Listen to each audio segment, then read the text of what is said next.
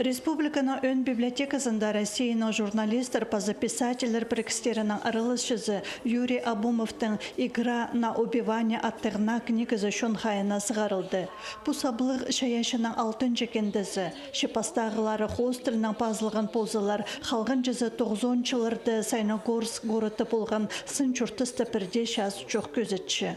Хазында парған алызығылыр тұзынды закон хадық жылары паза аның сайбық жылары арызындағы хазыр харбызығыны хан төгісті авторға посарина бірденімі хоспен, хозы сағыны палбен шетіш берерге керек болған.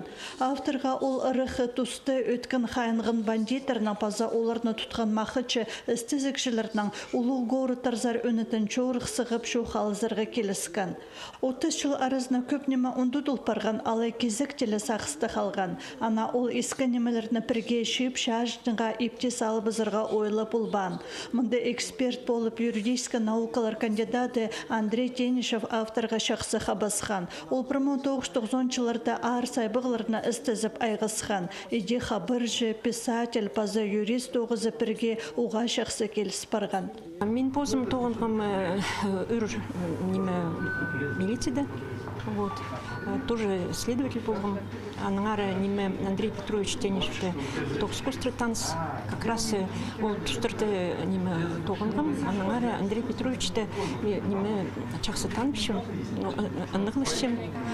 Вот. А неме Юрий Юрьевич Абумов ол неме неге в третьем поколении тоғын. Аның неме почтың сөзі ник.